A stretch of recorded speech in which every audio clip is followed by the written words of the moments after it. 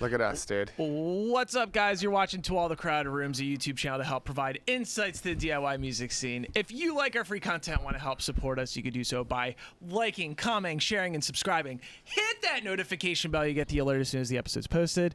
Today, we have a good one for you. We have the man behind Panda Studios. We have Sam Pura. Sam, what's going on, dude? Hello, my best friend. I'm excited to be being best friends with you today. Oh yeah, that's funny. Do you know I don't have notes about that, but I did listen to an episode of your podcast, the one with Andrew from Heavy Heavy Low Low. There's a lot of good stories in there. The sandwich story had me cracking up.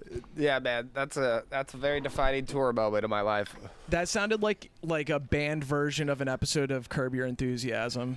Yeah, basically, man. I mean, that's essentially what touring with those guys was like. Like, I've been on quite a few tours, you know, but it's funny because you would assume that they would be the most, like, reckless, like, degenerate, like, dudes, and, like, there is, like, a bit of that in there, but also, like, they're the most, like, responsible and, like, team players, and, like, I had, like, I had the best time of my life touring with that band. Like, it was, like, even though there was stress, it was never, like, it always got squashed immediately. It was super cool, like, it was the funnest tour to tour with those guys, dude. They were super amazing. pro. Like, even though they were insane, they're super pro at the end of the day. Hell yeah. No, that's funny because, like, you were brought on, like, towards, like, the end. And when I was talking to them about it, I was saying how, like, you, like, recorded their, like, sorry. You recorded, like, their like original demos, then they went off with, like, a different label, and then it came back full circle with Sam when you did their Hospital Bomber EP. Well, yeah, actually it was Turtle Nipple before that, and then the Hospital Bomber as well. Oh, okay, cool. Yeah, so do you have any other memories from, like, touring with those dudes towards the end? Yeah, I mean, so I guess, like, to wrap up, I think what you're getting at is, like, they were the first band I ever worked with that, like, was nothing, became something, went on to bigger and better things, and realized that bigger and better things were just making music with me and continuing on that way. And, like, that was, like, the coolest, like, most redeeming thing was, like, oh shit, like, actually, like, what I do is bring value to these guys and their records, and, like, they, like, can count on me and, like, actually, like, consider me a team member and, like, have my back. Like, so they were the first band that, like, really, like, embraced being, like, you know, best friends and brothers, like, type of vibe and shit. So, like, you know, when eventually, like, Chip couldn't tour because I think he had, like, some graffiti fucking shit to clear up. So, like, Chris was like, yo, do you want to just, like, come on this tour? Which was, like, ultimately him being like, I need another rational individual that I could count on to, like, help me through another tour. You know what I mean? Like, and I know Sam will fucking play it and totally be fine and, like, can drive as well and, like, be totally cool. So, like, let's just bring him with us. So, like, I always just saw it as, like, an opportunity for me to, like, help my best friends, like, get the job done, as opposed to, like, me, like, being in their band or anything. It was like I already was in their band in a way that, like, was making their records and, like, being a part of that. Like, I never really, like, wanted to, like, be, like, a guy that's writing their songs, like, being on stage or anything like that. But, like, I'm happy to fill that void if they need it because, like, I play guitar and I'm best friends with those dudes. So why not, you know? Hell yeah. No, they've definitely pointed out how, like, you were, like, the non-official member of the band, and they needed to have you back just strictly because, like, you understood, like, what their goal was for, like, the sound of their music. And that goes totally a lot with just being, like, a studio engineer. But besides being a studio engineer, I've watched an interview with you talking about how you refer to yourself actually as a recordist. Yeah. Can you explain that a little bit? Because I thought that was pretty fascinating. Yeah, man. I mean, the first thing that, like I hated school. You know what I mean? Like, I hated going through school. And, like, the first class that I ever took was in my sound class, like, during my college years. And it was the history of audio production. And that was, like, a 6-hour lecture where this dude who fucking lectured, he knew names and dates and never fucking referred to a book. He had it down. And it was, like, the most fascinating class I ever took, which made me, like, really respect the history of audio production and, like, the process of making records that I enjoyed my entire life. And so I'm a big fan of fine art. I'm a big fan of, like, you know, I'm a big fan of like movies and like directors and stuff like that, and I see all that as like the people that I fucking love are like auteurs. Like that's a word that I really like aspire to. It's just like their craft and their thumbprint is like so heavy that like they are considered like, you know, a main contributor to the project, you know. And so like that's where I really try to be with my audio is I really try to paint and like have a heavy thumbprint in the capturing of audio and the creation of audio, and like as opposed to just like recording a band, I see the art of like capturing audio as like my way of painting, and it's much more detailed and much more passionate and much more of like this magical, beautiful process every time, as opposed to like, I'm just putting up some mics and doing work. You know what I mean? It's like, no, let's use this gear. Let's dive into this. Let's fucking, what kind of era are we chasing? What type of sound are we really trying to do here? Like, yeah, there's a lot more like variables to consider. And that's kind of a lost art, man. Like, and it's strange because like when I've done records at like other studios and like had like assistants like help me out, like they work with some of the like the biggest guys and they see some of the coolest shit and they're like, dude, I don't fucking see any new cats coming through and like doing as much like detailed like work with engineering records. Like it's crazy. Like it's inspiring. It's like, fuck yeah, man. Like that's the validating shit. Is like I'm really just like trying to embrace that and like really trying to reinforce that like we're trying to make shit cool and unique and different as opposed to just like capturing audio, you know? Yeah, no, that's awesome. It's kind of just like once you learn like what gear does what, you could take it a step further and say like, oh, well, let's try doing this with it instead. And like with that in mind, like I had the question for you. Do you have any like weird tricks that you've done to capture audio on any specific albums? Yeah, I mean, like anything that I've ever done is like kind of like almost a recreation of like a cool idea I've heard of and like been inspired by, you know? And so like some of those are like microphones and condoms inside of a bucket of water or a glass of water for reverb like effects. Things like what kind of sound distortion. Does that make? It's a very unique watery reverb that like you can't create in a box or in a plugin or like, no, it's just unique. It sounds really weird. I used it all over The Story So Far's like new record, and I've done it before. Like weird things like spinning a room mic around, like just trying to make shit like fucking different and cool. Like something that's like different for each record that like I couldn't recreate it again, and they can't recreate that shit again. You know what I mean? Like, and like if I were to ever try to like beat where I've gone, like dude, it's gonna take a massive more amount of time and like effort because like I fucking went through every variable in detail before, so I'm gonna have to go even further next time to like make it even better than that, you know? So also like shit like, you know, like acoustic tones, like blending them like perfectly grid editing them, blending them with a fucking electric guitar tone that like you sneak in behind there and people are like, why does this acoustic sound like so magical and like airy? It's like because it's got like a perfectly edited double behind it, hidden right behind it, providing all this extra vibe and ambience, like shit like that just like makes me so stoked that like when I hear my shit it sounds unique and it sounds different, and it's and like the reason it feels like euphoric and awesome is because of these weird unique things that we did, as opposed to just like, again, recording a band and using plugins and shit. You know what I mean? Like that's like the most limiting, boring shit. No, I was just listening to Proper Dose and like Take Me As You Please and Upside Down. Like the acoustics on those just sound like you said, like euphoric. Yeah, I appreciate that, man. Yeah, like each like anytime we had an acoustic part, it was just kind of like, all right, like I gotta fucking do something I've never done before. I gotta be magical about this. Like, what am I gonna do to make this like an acoustic tone that people will go back to and be like, when I think of good acoustic tones, this is one of them. You know what I mean? Like, how do I fucking like make my mark and actually like fucking step it up and like be like, this is like high quality engineering at its finest. You know what I mean?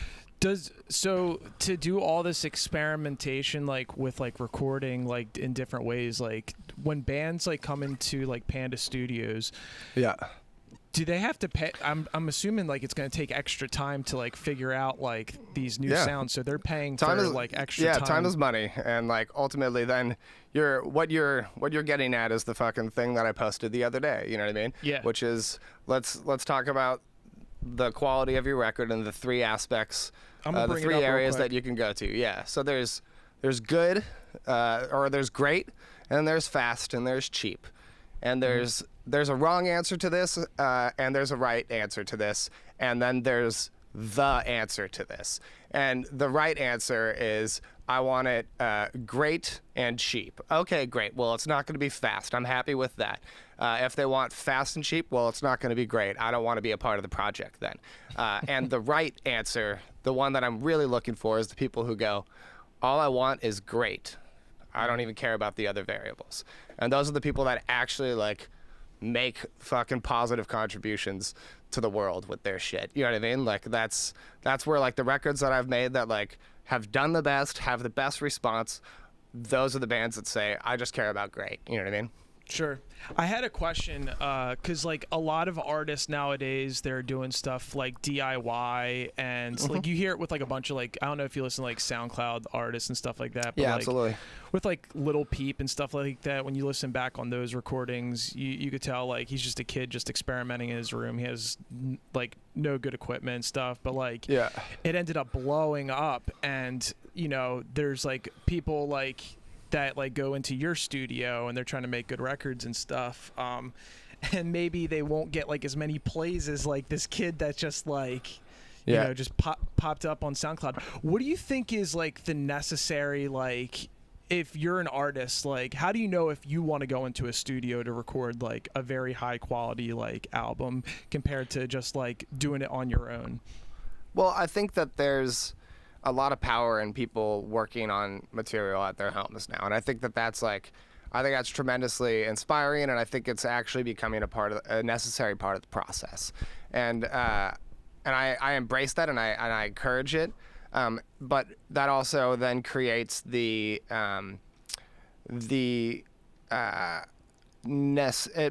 necessitates the need for me to put an even more bold stamp on what I do and make it so that when people hear my records, they feel this, and it resonates with them, and they look into who's a part of the production.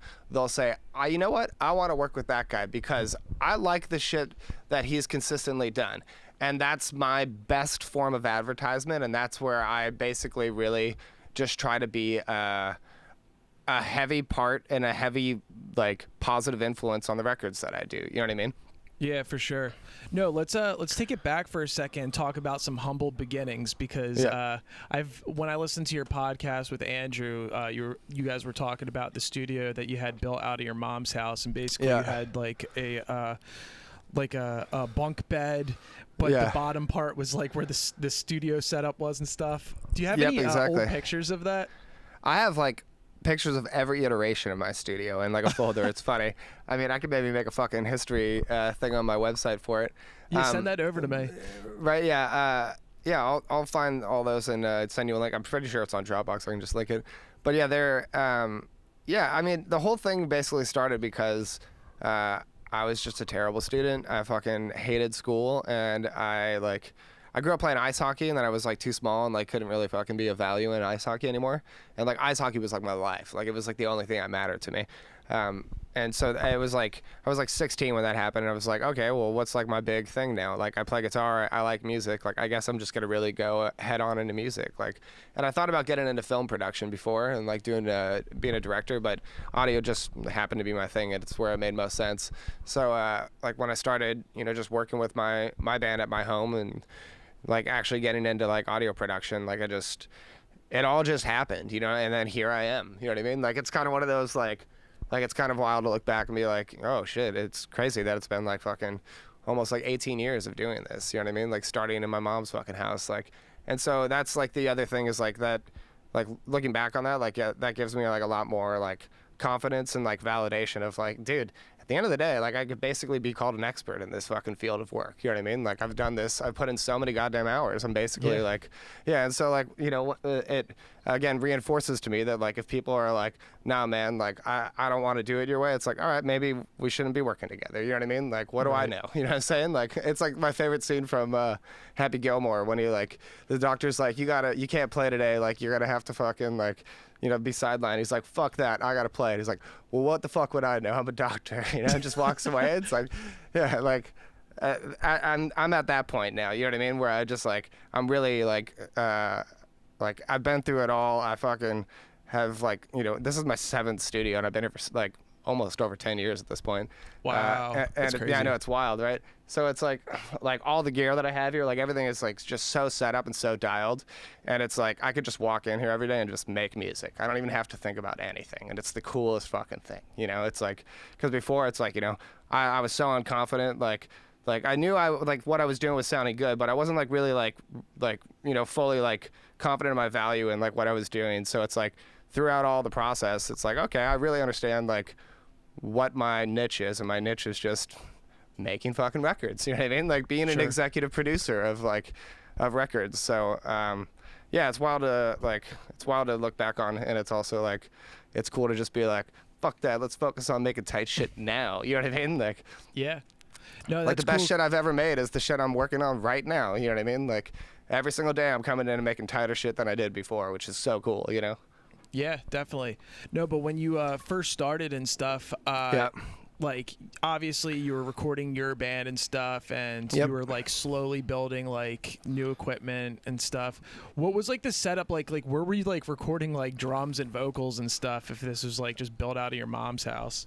Yeah, we built a room in my garage so that I could fucking play shit like loud music without my neighbors calling the cops on me.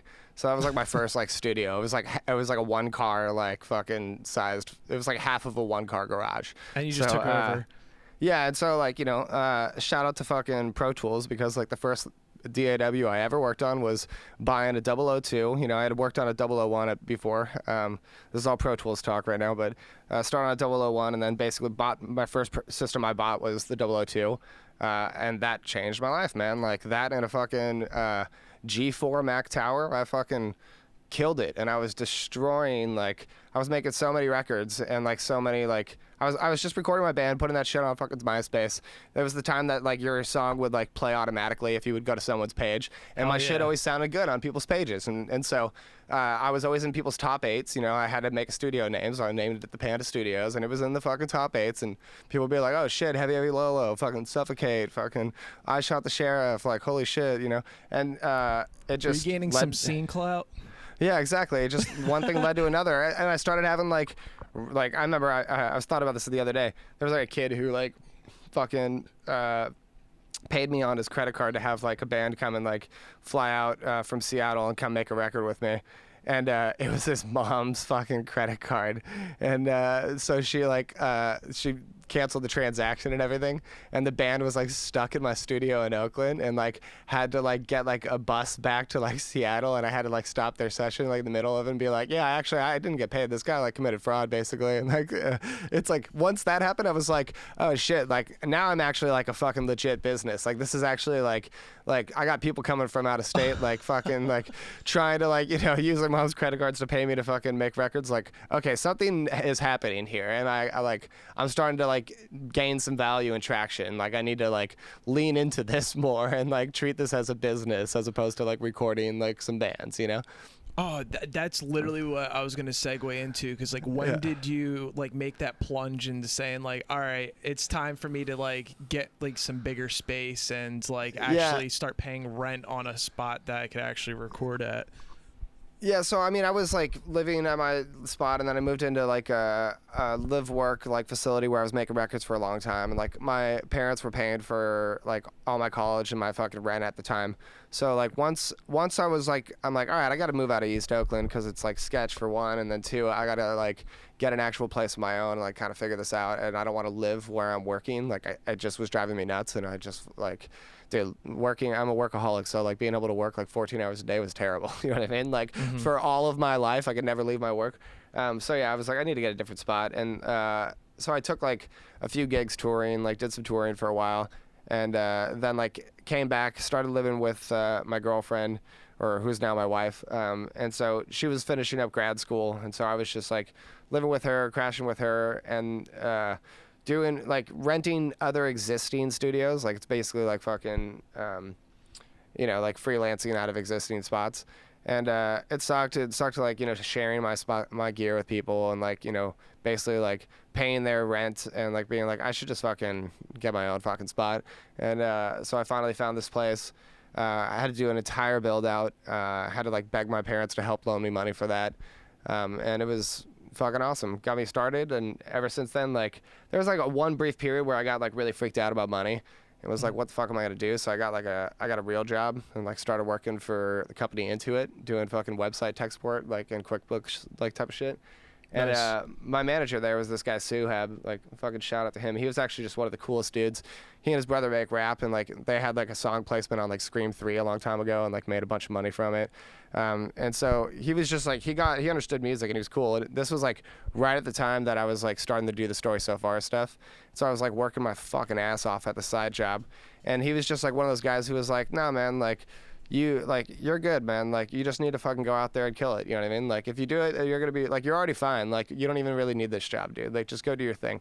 And so, like, I fucking left that job. I basically got fired from that job because I wasn't selling enough websites. So, like, once I left that job, I was like, all right, cool. And I, like, looked and I made way more money, like, recording bands on the side when I had a full-time job than I did at my full-time job. So that was Nice. like, okay.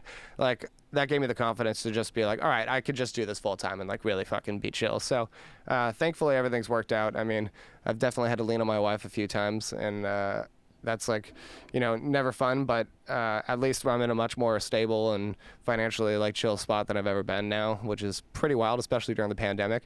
But yeah, everything is fucking awesome. Like, honestly, it's fucking awesome right now. So it's cool, man. I'm thankful to be making records, and I'm just really trying to like spend every dollar I have, make my spot even fucking cooler every single time. Like, I just upgraded my bathroom, just changed shit here. And I just want it to be like a comfortable, cool experience where like every single time I make a record, I make a better record than I've ever done. And I just continue to excel and like challenge myself and make better shit, you know? Yeah, I was gonna say, like, with you just brought it up how you like to upgrade like stuff. Yeah, You're all the reinvesting time. back into the business Yeah. and stuff like that. Like, I've spent every I'm dollar sure I've it's ever like- made in my studio. what's up? I've spent every dollar I've ever made in my studio. Wow. Dude, that's awesome, man. Yeah, no, because I'm sure like anyone listening right now, like it's as a musician, everyone wants to have their own studio one day because Yeah. they want to be able to create, or they want to be able to like make some money off of creating Yep. along those lines and stuff. But it's just like so much stuff that goes into like being a studio engineer. Like, you have to know, like, because you're investing a lot of money into this gear and stuff like that, so Yep. you want to make sure you're getting the right stuff. I watched you in an interview talk about like a lot of people are making the mistake of buying like big name stuff, big name gear, and they don't even know what the fuck is even inside the gear, and they're Yep. basically wasting their money. Do you want to talk about Yeah. that a little bit? Yeah, I mean, I'm a DIY enthusiast. You know what I mean? Like the hardest way is usually the most fulfilling and best way to do things. You know what I mean? Like, how strange and ironic. You know, like when you work out, it sucks and you hate doing it, but then you feel great, don't you? So it's just like I feel that way about like all my gear and all the studios. Like, I've built everything here, you know, or had help from all of my friends and assistants to help assemble everything here. But down to treatment, down to, you know, like, I believe the cheapest way is the best way to do things, and it requires you to do it yourself, you know. And I'm a low budget studio here. I do not charge very much for what I do, especially compared to other people who are essentially below me in value. And I literally want to have the coolest, best shit inside of my signal path at all times, and I'm obsessed with that type of shit.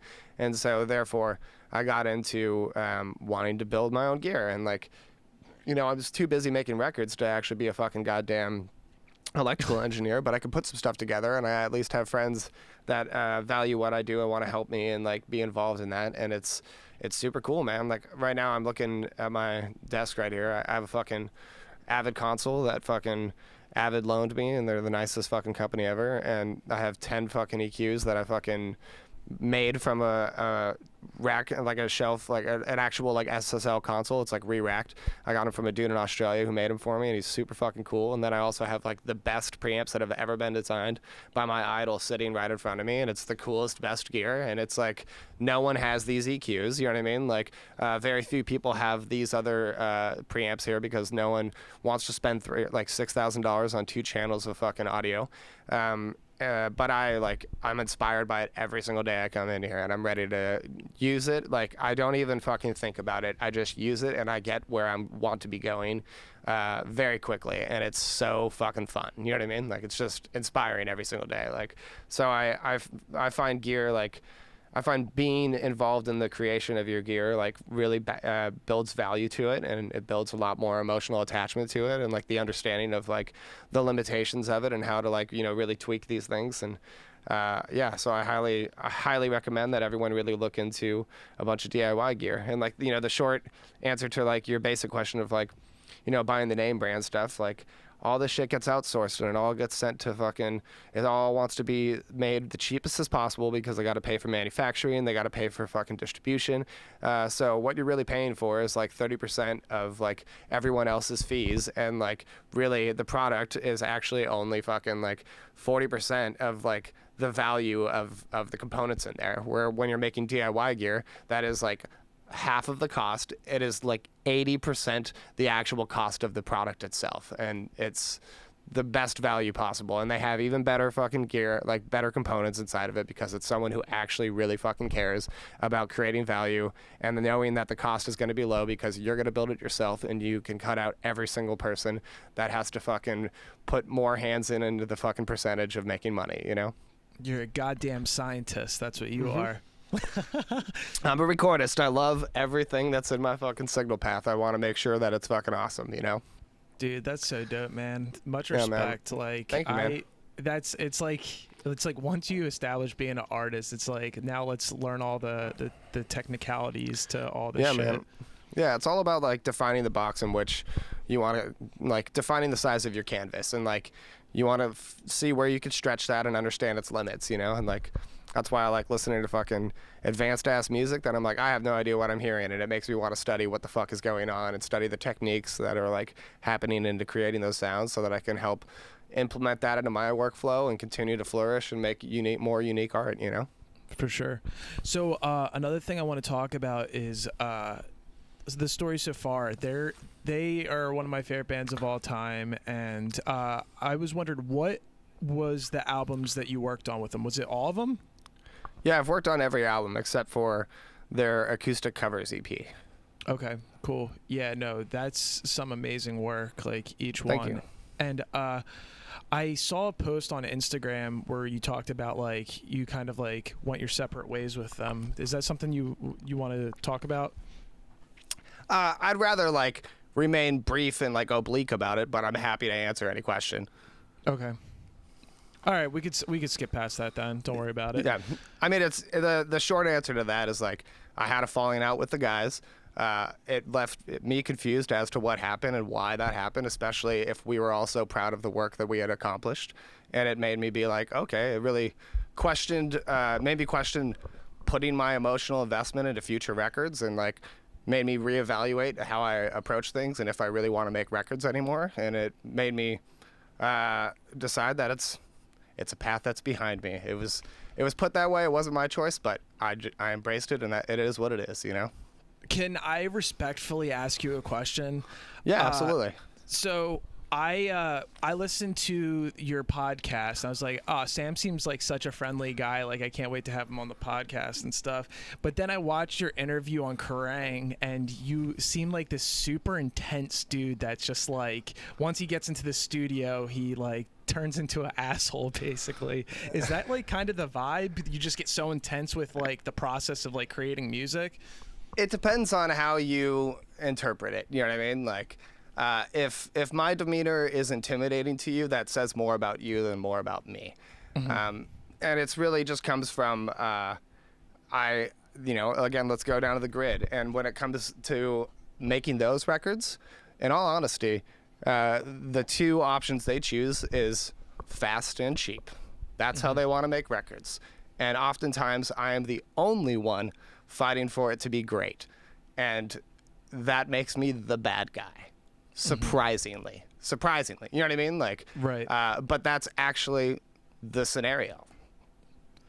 Yeah, no, because I know that like, you became like the go-to guy for a lot of different bands, like, you know, the heavy low guys, Story So Far, Hundredth as another go-to. Yeah, Hundredth would basically be another good example. Like, I'd put it this way: people who are passionate about making music and want this to be like how they define themselves in their life, they tend to have a very good time working with me making records.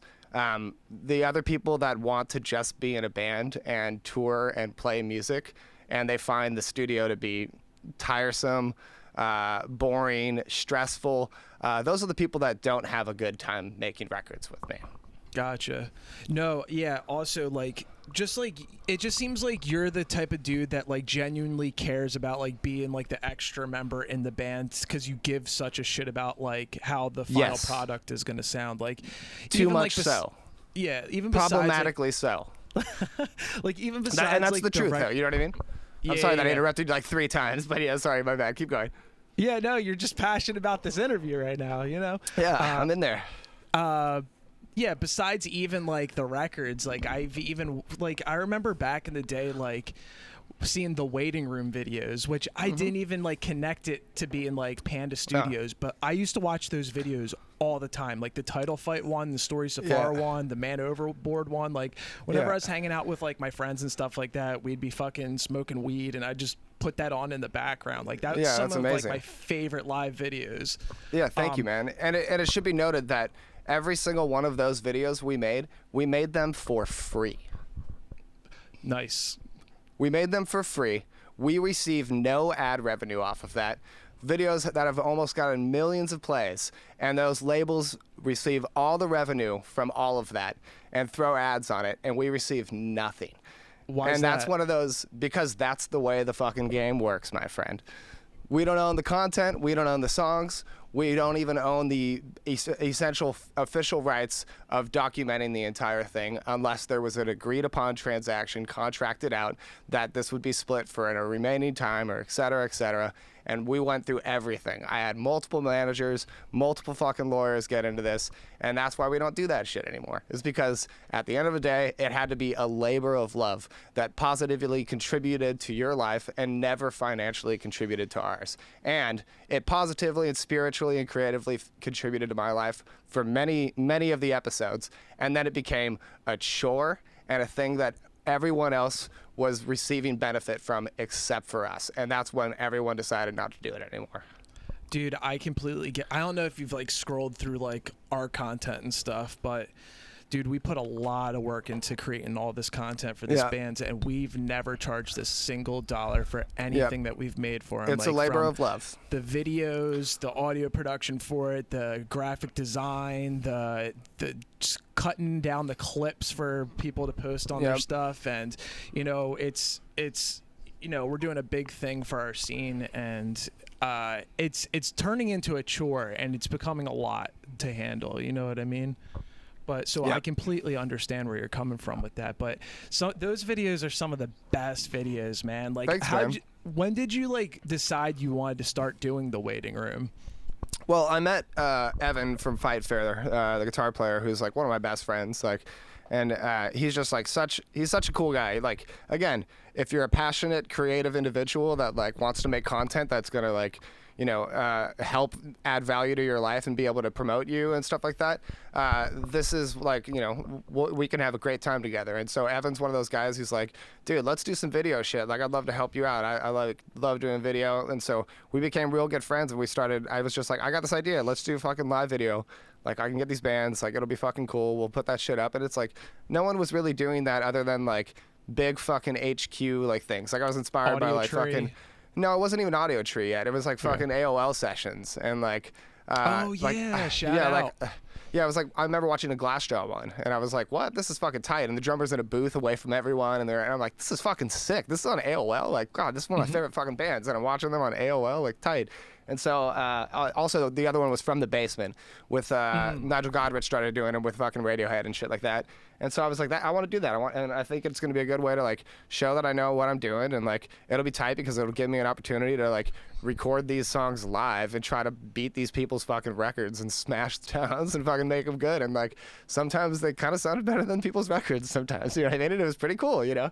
So like we had a good time doing it, and Evan had a really good time doing the video. But again, like he had to do everything for free, and he had to like rent gear and like grab fucking homies, and like we're all fucking investing our own goddamn money into this. No one ever wanted to pay for this. Sometimes they were so dog shit, like bands would be hungover and pissed off, and like it was just like it just really quickly lost its value and became this thing where like alternative press and like, you know, the labels were like, yeah, man, you should do it with this band. It'd be amazing. Like, we're going to book them. They're going to come. And like, it would just be a total nightmare, or they were like rude and didn't really like us. It was just like, okay, this is not really that fun anymore, you know? Like, so yeah, it was fun while it lasted, but it's like they're a nightmare to me now. You know what I mean? I'm just like, I don't want to talk about the waiting room. I don't even want to think about that anymore. You know, like, right. I would never want to ask my buddy Evan to do one of those again. Like, God, I would feel so like bad and like so disrespectful if I were to be like, let's do another waiting room episode, like, because I value him so much and he like brings so much to the table. Unless like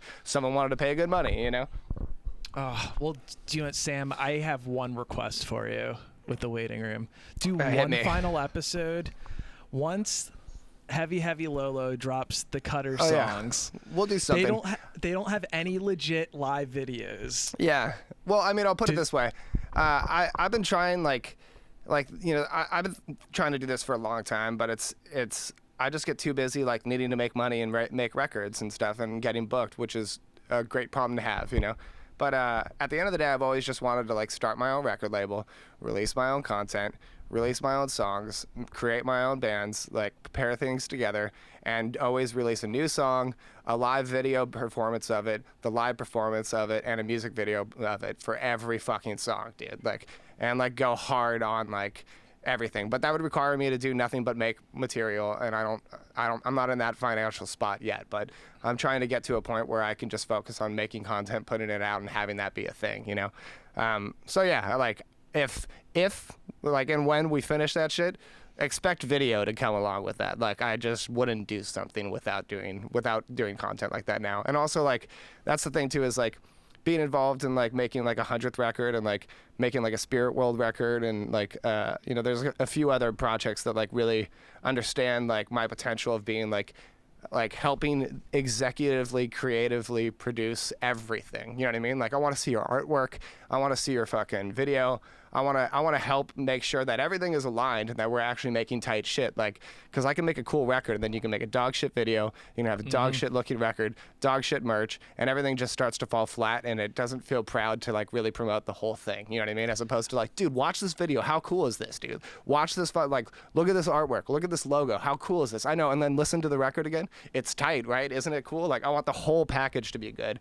And like, that's like where, you know, when I fucking promote those ideas to some bands, they're like, yeah, Sam's kind of delusional and he's kind of crazy. And it's like, you know, I'm like, I'm crazy because I care about trying to help you. Like, what the fuck? Like, yeah, it's like cutting corners on the artwork, and all of a sudden the album you spent so much time and effort into, now the artwork has Comic Sans on the front of it or some shit, and you're just like, what are you doing? You know? But like, that's the shit where it's like when the more I experience that world, like, they basically gaslight me for caring. You know what I mean? They're like, you're crazy because I'm the only person in the room trying to make it great. You know what I mean? And so guys like Chad from Hundredth, like, shout out to him. Like, guys like Spirit World, Stu from Spirit World, like, those are guys who like want my opinion and want to like make sure that everything they do is tight because they value my fucking interaction with them. You know what I mean? And it's like, even if I just think everything is tight because it actually is fucking tight, they're at least validated from that. And I want to be able to help and contribute even further than just making the content. You know, I want to do video. I want to fucking do all that shit, you know?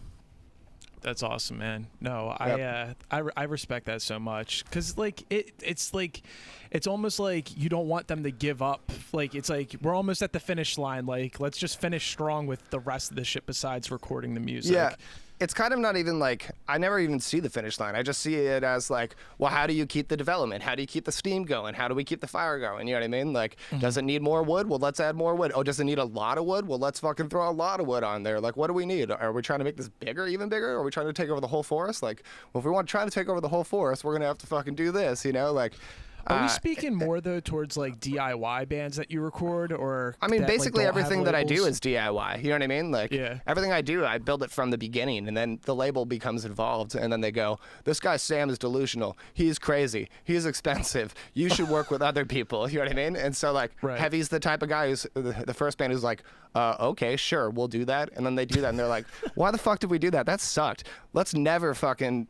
They're like, we don't want to rip off our buddy Sam here. Like we want to actually like have him involved and like build the value that he brings to our fucking table, and like so like that's where it's like, all right, great, like these projects that get it, like we just they understand that I can actually like help be an executive creative director of their project, not just the guy that records their fucking band.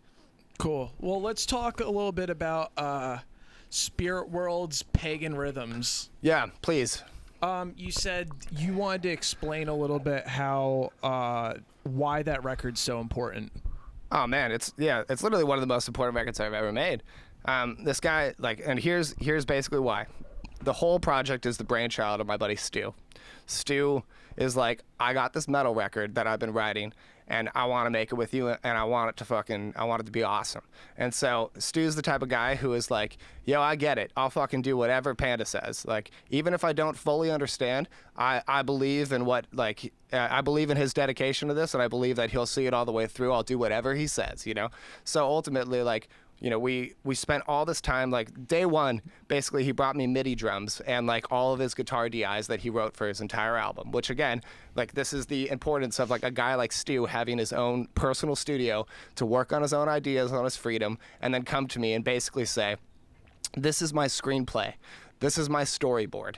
This is the movie I want to make. And I'm like, great.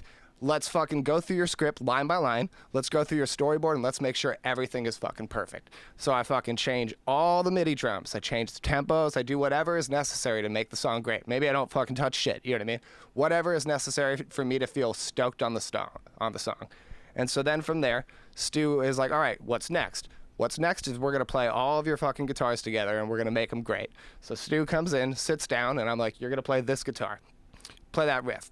And he fucking kills it. Then the next riff, play this riff.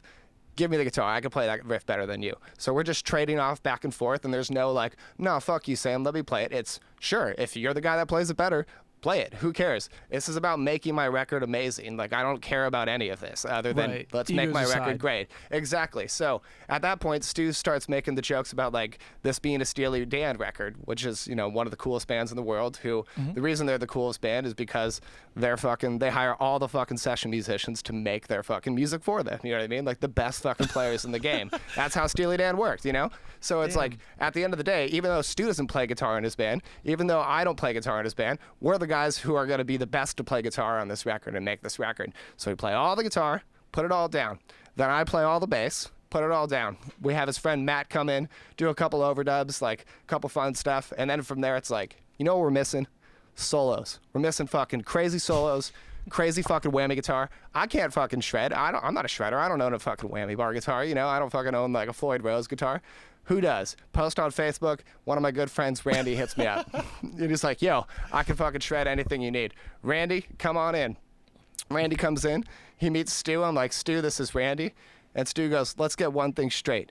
Your name is Whammy Dan. Whammy Dan from now on. And it's like, okay. Like, he's like, who is this guy? What is this thing? And he just fucking rips all these shreds. And we have video of it, of me being like, no, I want the guitar part here to go, wow! And he's like, yeah, perfect. Like, to a T, dude. Like, what's the line? I'll read the line and fucking give it to you right now. Like, he was a fucking total pro, you know what I mean? So have him shred all over that, and then it's like, now let's get the best fucking drummers I know. So I get my buddy Adam to fucking play drums on it. He's amazing. He's a firefighter, though. So he has a lot of fucking, he doesn't have much free time, and he's got a family and stuff. So I respect that, dude. So he can't tour, so he he wants to play drums. Exactly. But yeah, he wants to play drums, and he wants to be best friend. He used to play in a metal band. So I'm like, hey, I can at least get him to do like 5 of the songs, like 5 of the 9, but I'm not sure if I can get all like 10 during the time that like we want to do it. Let's get him to do like 5 of them, and then let's hire my buddy Thomas Pridgeon to play like the other 4 songs. So I hit up Thomas, show him the songs. He's like, fuck yeah. I'm like, great. You're going to use my drums. This is how it's going to work. Adam's going to play on the first 2 days. Thomas is going to play on the fucking last 2 days. We're going to be fucking good to go. On the last day, we're going to fucking mix and like do whatever we need to do with Stu. Fucking hire these guys. They fucking absolutely kill it, knock it out of the park. Entire record just sounds amazing, is perfect. We fucking sit there, reamp guitars, mix that shit, make all the vocals with Stu, and like I've made one of the best sounding fucking metal records that I've ever fucking heard. Like, and I say that with confidence. You know what I mean? Like we made what we wanted to hear, and it sounds fucking awesome, and it's fucking awesome. And like the response that we've gotten from it is even stronger than either of us could have like anticipated. And it's just basically like another one of those like perfect examples. Like if a guy like him just embraces being best friends, fucking pulls me in onto the team and goes, I'll do whatever it takes, make it great. I don't care about it fast, I don't care about it cheap. Make it great. And we do it, and the entire thing is just like it all goes according to plan. You know what I mean? Even so better. Cool. Like it does better than you could have hoped, you know? If you make something that resonates with you, that you're proud of, other people are going to respond well. Right. No, that's awesome. Wait, so the whole band wasn't there for the studio sessions? There isn't a band. Like he's got his buddies. It's just your one buddy Stu. Yeah, exactly. It's his screenplay and it's his storyboard, and we made that. I directed that movie.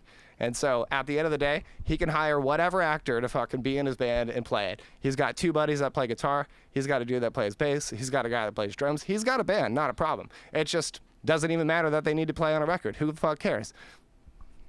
Wow. I can see that being like how you guys record that, like a lot of people talking shit on like that style of like writing an album. Yeah, you know they're what I like, mean? yeah, but that's the whole point. You know what I mean? Is like creating records, not like making a band and documenting a band being a band. That's fucking limiting. Like the Beatles didn't even fucking do that, you know? That's the fucking godfathers of the modern production that I'm fucking going after. You know what I mean? So like that's the shit that like, you know, that's the shit that resonates with me, and that's what I want to make. I want to make records. I want to make Star Wars. I don't want to make documentaries, you know? That sounds kind of like the whole like DJ Khaled like approach to like making records, where like you're kind of DJ Khaled just calling in like the best people to do the best parts. Absolutely. And if I called it my song, then that would be the same as being DJ Khaled. You know what I mean? Like, right. If I said this is Sam Pura as opposed to this is Spirit World, you know what I mean? Yeah. All right, let's talk a little bit about the Spice record that you were talking about. I'm working with them right now. They're literally next door city. Yeah, they're literally here right now. Oh, sick. Shout out Spice.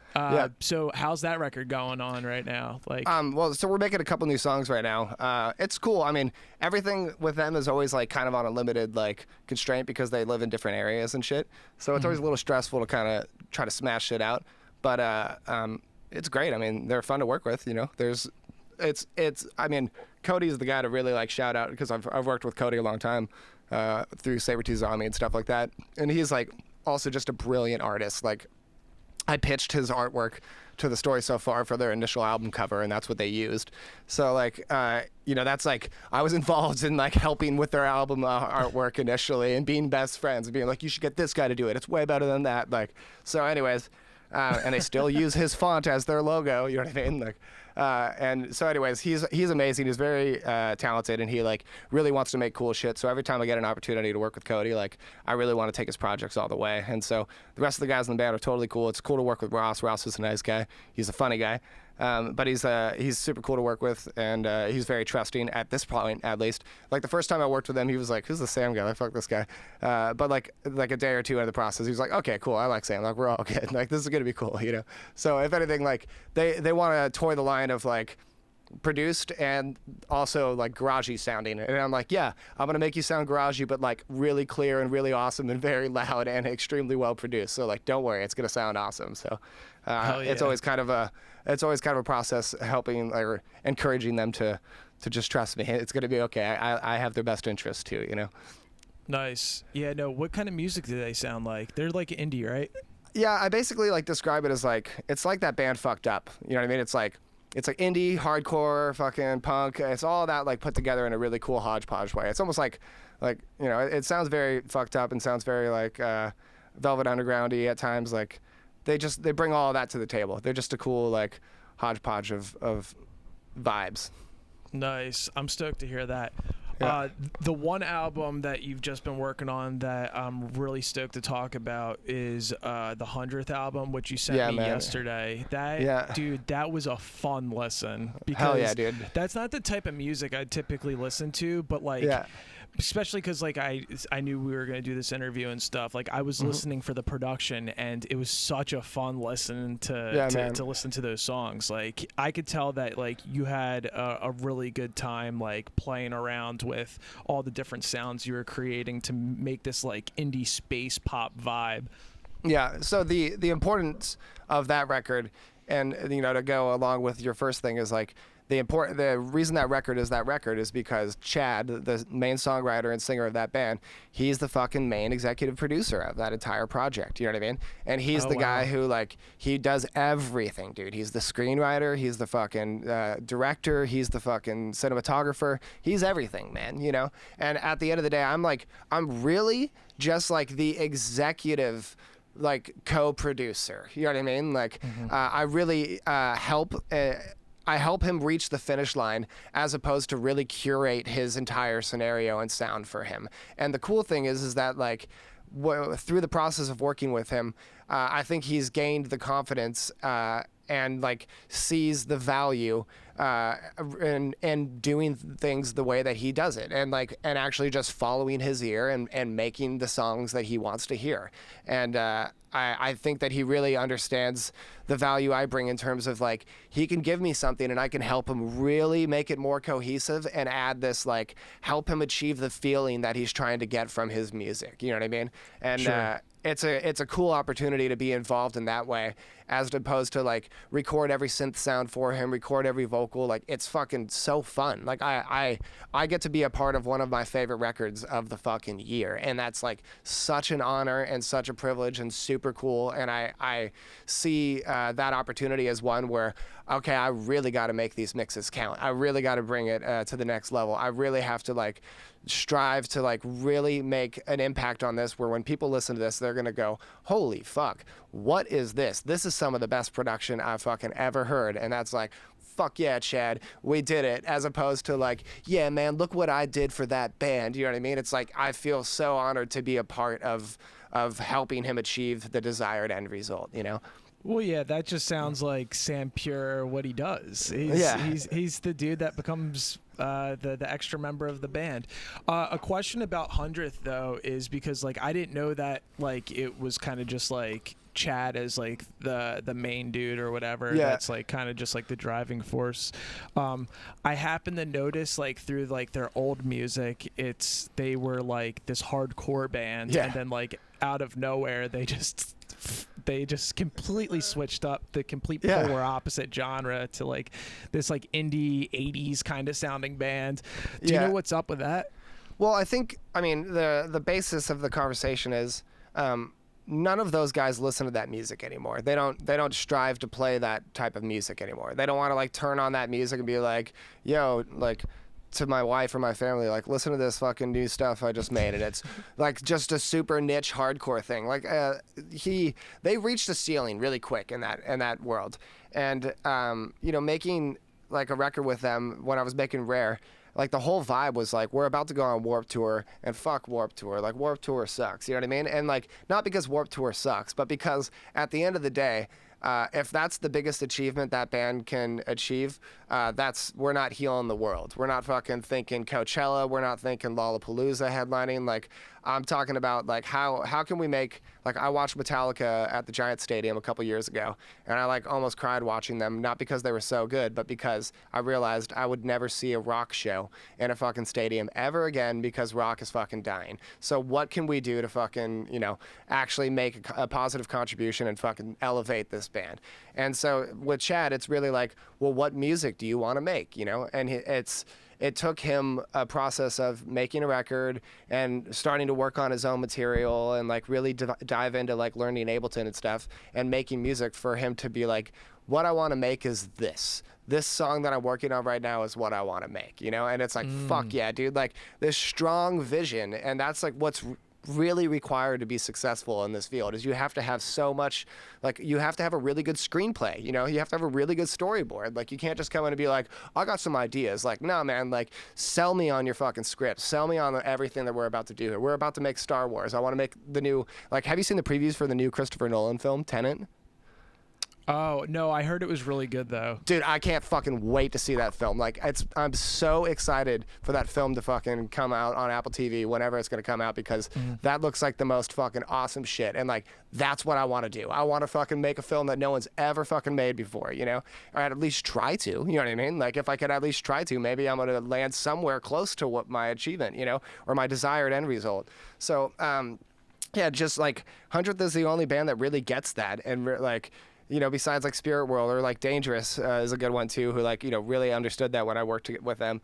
It's just like, dude, we're really trying to like we don't want to just make music for fans of Warped Tour. We want to make music for people in the world that love music. That's the fucking point of what we do here, you know? It's like to fucking make positive contributions to everyone's life. To make like, what can I do to my music to make it even more accessible to more human beings? Like that's people will be like, that's selling out. It's like, that's not selling out. I'm fucking trying to make a positive contribution to everyone and make my music be a part of their day where they're like, I love listening to this shit. This shit's awesome. Like, that's what I want to do every day. You know, I don't want to go, well, dude, it's just this band and we're going to fucking like Warped Tour is the biggest we could ever go. I've never even thought of going further. Like, dude, like, don't make me fucking, you know, don't make me fucking devalue our potential here, you know?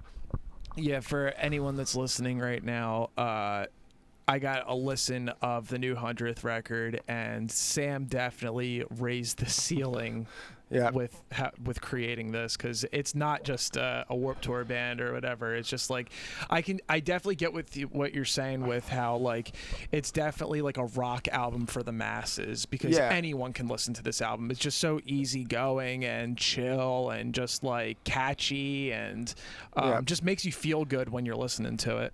Yeah, and I mean, it's also important to really, you know, reinstate or like, you know, state how important it is that Chad is the fucking main executive writer and director of this entire project. You know what I mean? Like, again, I'm so happy and thankful I was able to be involved, you know, but like the fucking heavy lifting on this is Chad, you know what I mean? Like, this is Chad fucking bringing it to the table, and like, I'm stoked to be involved in it, you know?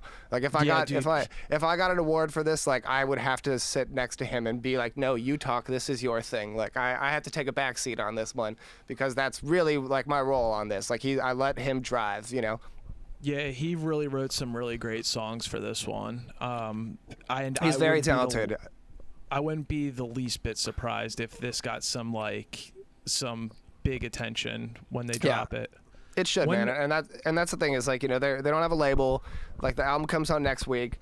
This is the first, like, you know, like, and without a label and stuff like that, that gives us the opportunity to fucking take out the fast and cheap options and just focus on great, you know? If we just focus on great, I think everything will come. It'll all build, you know what I mean? Like we can focus with, like, you know what I mean? Like, if we just focus on the content, everything else we could focus on. So we got some cool stuff planned. We're talking about doing, I don't really know how much I'm supposed to say. I think he's going to announce it at some point, but I'm booked to, like, go and hang out with them and do a whole, like, live stream, and they're going to live stream and play the entire album front to back. So it's gonna be great. Like, so, like, I mean, at the end of the day, they still are a band. You know what I mean? They're a band, even though it's like really Chad doing the heavy lifting. Like, everyone's like, all right, like, we're all letting him drive. You know what I mean? We all know, like, our roles in this van and where we sit in the van, and that Chad's driving the van. You know? Sure. All right, Sam. I'm gonna wrap this up, but I got one more question for you. Please hit me. So with like COVID and the music industry in a very weird place right now, what's your suggestion to bands right now, what they should be doing? Make the best content you could ever fucking create. What kind of content are you suggesting? Any of it. Whatever you're gonna make it fucking awesome. Actually fucking make it count. Don't fucking shortcut any fucking thing on it. Don't cut corners. Actually make it cool. Make good video, make good content, make good songs, make good whatever. Actually take the time, because you have it, to make it fucking count. Fuck yeah. You heard it, guys. Sam Pura from the Panda Studios. This is To All the Crowd Rooms. Thanks for watching, guys. Don't forget to like, comment, share, and subscribe. Hit that notification bell. You get the alert as soon as the episode's posted. And thanks for watching.